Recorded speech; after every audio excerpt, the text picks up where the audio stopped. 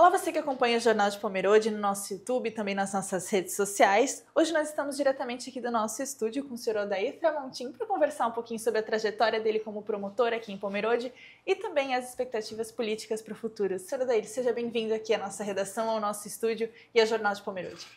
Muito obrigado pela oportunidade, é um prazer voltar aqui a Pomerode. Falando então sobre essa atuação como promotor em Pomerode, foram vários anos aqui na cidade, né? O que representa Pomerode nessa sua trajetória como promotor? Não é porque eu estou aqui, mas eu tenho dito isso publicamente por onde passo, que foi o grande marco da minha trajetória de 35 anos no Ministério Público. Aqui é uma cidade que eu não preciso falar sobre como ela é, como ela representa. Pomerode era uma pequena província na época, né? Tinha em torno de 17 a 18 mil habitantes. Para quem não lembra, eu fui promotor aqui na década de 90, fiquei quase 9 anos e hoje volto para Pomerode. Aliás, durante esse tempo todo eu continuo vinculado a Pomerode, eu venho muito a Pomerode e vejo essa cidade com essa pujança toda, hoje com quase 40 mil habitantes. E é, sem sombra de dúvida, um orgulho para Santa Catarina, para o Brasil. É um exemplo que a gente não cansa de dar por onde passa. E foram vários anos aqui, né? O que o senhor pode destacar de experiências marcantes vividas aqui na cidade, dessa vivência como promotor e também depois?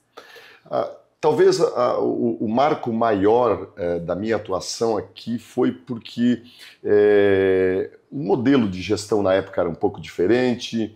Eu tive uma atuação muito destacada aqui no combate à corrupção, que apesar de ser uma cidade muito pequena, na época existiam vícios, e eu tenho a impressão, né, que foi a partir dali que houve uma mudança da forma de gestão, e hoje eu vejo a cidade no caminho certo, muito bem administrada, com visão de futuro, com progresso, e dando qualidade de vida para as pessoas que vivem aqui, espelhando outras cidades no entorno e em toda Santa Catarina.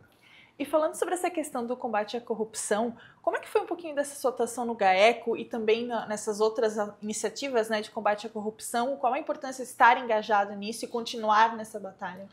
Eu sempre digo que um dos principais problemas do Brasil é a corrupção, em geral. E eu, na minha atuação ao longo dos 35 anos, eu me dediquei basicamente no combate à corrupção, fui coordenador do GAECO, também nos crimes comuns, e vejo com muita tristeza hoje o Brasil como um todo, né, estar ainda enlameado com corrupção. A gente vê INSS, a gente vê aqueles episódios da Lava Jato, que foram todos sepultados de uma forma que para mim é desesperadora, porque ali a gente teve uma oportunidade de colocar o Brasil a limpo e infelizmente a gente continua convivendo muito com isso, mas eu tenho muita esperança nessas novas gerações, porque o Brasil, eu sempre digo, é um país que teria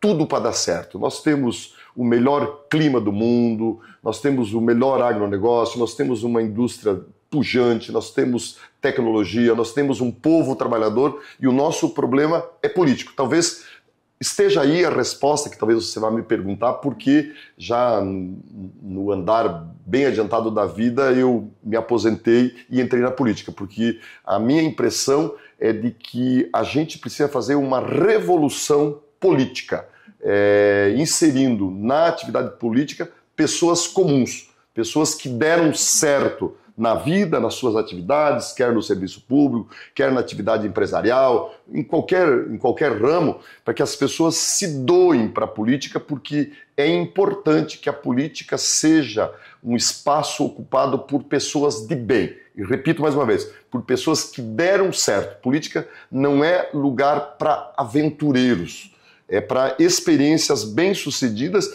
e que a política seja um ambiente de passagem. não seja um ambiente de profissionalização, de perpetuação. Então, eu faço esse link para dizer que se a gente trouxer pessoas bem-sucedidas, pessoas de bem, a gente enfrenta essa mazela da corrupção, que é a grande causa das desigualdades, a causa da pobreza da nossa população, porque nós somos um país rico com pessoas pobres. E isso é inaceitável. Essa motivação foi a principal para as suas experiências na política, a candidatura à Prefeitura de Blumenau e também ao governo do estado? Isso foi o grande motivador para essas duas experiências? Sem sombra de dúvida. Eu cansei de ver a política ocupada por pessoas mal intencionadas e incompetentes. E é muito importante que se diga que a maioria das pessoas vê isso, mas são ativistas de sofá. As pessoas são valentes no WhatsApp, as pessoas nas rodas de amigos, mas poucos se dispõem a colocar a cara para bater. É muito difícil você ser candidato, é muito difícil você se apresentar, você virar vidraça, porque todo mundo bate, todo mundo agride, mas nós temos que ter coragem, nós temos que nos apresentar, porque a sociedade precisa ter esperança novamente. E foi com essas balizas, com essa visão de mundo que eu me apresentei. Infelizmente, eu não tive sucesso nas eleições que disputei, mas plantei sementes, né? Eu ainda estou no Partido Novo, permaneço no Partido Novo e vejo o Partido Novo evoluindo muito. Aqui em Pomerode faz parte da administração municipal, o nosso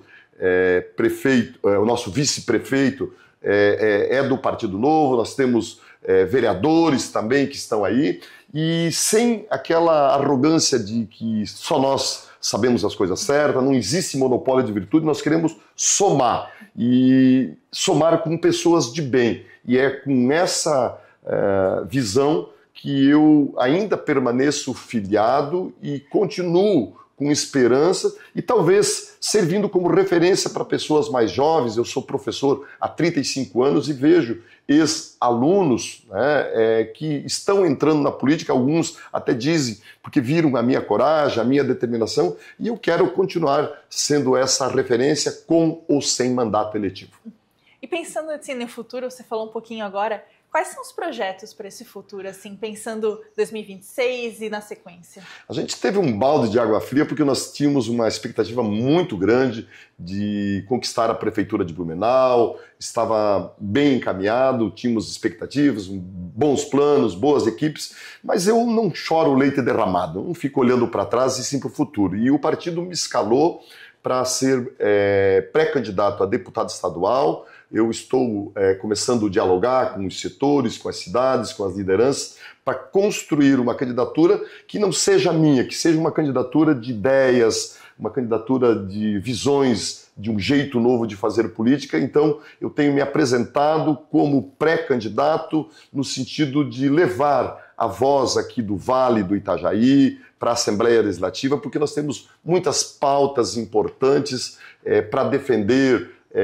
Tanto lá em Brasília, nós temos o Gilson Marques, que é aqui de Pomerode, que nos orgulha todo dia, e nós queremos levar o Vale aqui de Itajaí, através da minha candidatura e de outras também que tem aqui na região, para que nós sejamos representados na Assembleia Legislativa, porque é muito importante que a gente olhe para Brasília, mas também olhe para Florianópolis, porque a nossa região aqui ainda é muito carente de atuação do governo do estado, e quanto mais vozes atuantes e respeitadas nós tivermos lá, melhor para toda a nossa região.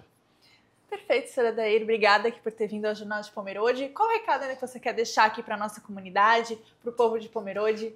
Eu quero deixar um grande abraço, dizer que eu sou fã de Pomerode, eu venho pelo menos uma vez por semana aqui curtir os panoramas de Pomerode, andando de bicicleta, de motocicleta, trazendo amigos. E eu quero deixar uma mensagem de esperança, porque a gente vive um momento muito tenso no Brasil, essas polarizações, essas visões políticas que fazem um clima muito negativo, dizer que a gente tem esperanças, nós temos eleições no ano que vem, não só para deputados, mas principalmente para presidente da República. Eu acho que é um momento do reencontro do Brasil consigo mesmo, porque nós precisamos urgentemente devolver o Brasil para os brasileiros. Um grande abraço, muito obrigado pela oportunidade e um abraço a todos os pomerode-enses. Muito obrigada novamente. E a gente fica por aqui com mais essa entrevista do Jornal de Pomerode. Lembrando a você para se inscrever no nosso canal e também curtir o conteúdo postado aqui.